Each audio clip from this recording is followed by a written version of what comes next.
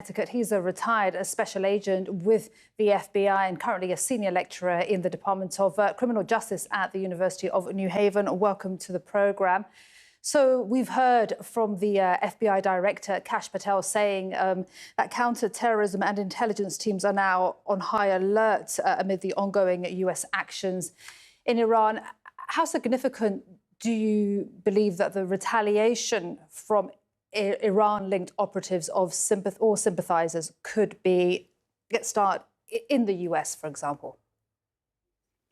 Hi, Maria. Thank you for having me. Yes, the threat of potential terror strikes here in the United States is considered to be potentially high. It is threefold. One is that of sleeper cells.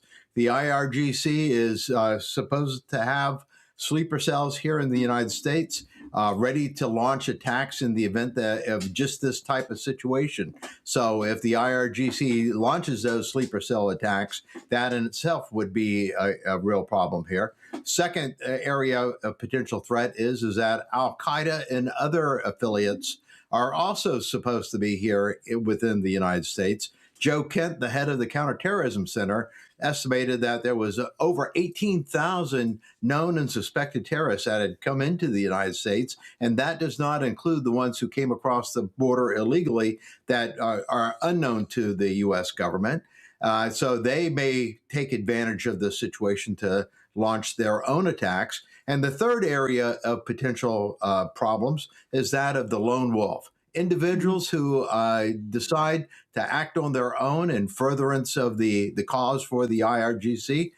We saw one such attack down in Texas over the weekend. That has not been confirmed to be an act of terrorism, but it certainly has the appearance to be one. You raised many interesting points there, Kenneth, but just on to pick up on the sleeper cell and the potential attacks by the IRCG in the US, what could those attacks look like?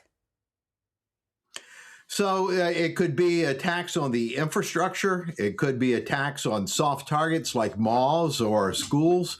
It could be an attack on government buildings. It could have various and very many different forms of attack. The IRGC supposedly has sleeper cells here and has had sleeper cells here for some time. Not everybody that is in a sleeper cell is in a shooter type position. They could also be logistics, communications, planning. So I don't know how many actual attackers themselves are numbered here in the United States, but nonetheless, this is something that the United States believes to exist and has existed for some time now. But in recent years, this number is thought to have grown. Kenneth, I want to ask you about a question here in Europe or here in the UK. Now, the Prime Minister has said that he will allow the US to use UK bases. What risk is there for countries that allow the US to use their bases in the UK and elsewhere?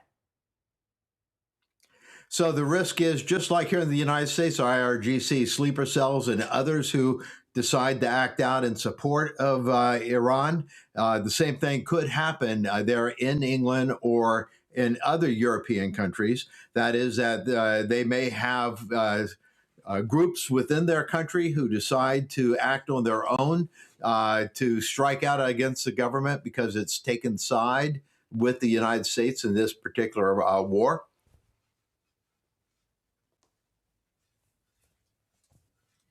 OK, well, we will leave it there. Kenneth, thank you very much indeed. Kenneth Gray speaking to us there from Madison, Connecticut. Thank you very much for your insights. Really appreciate it. Thank you.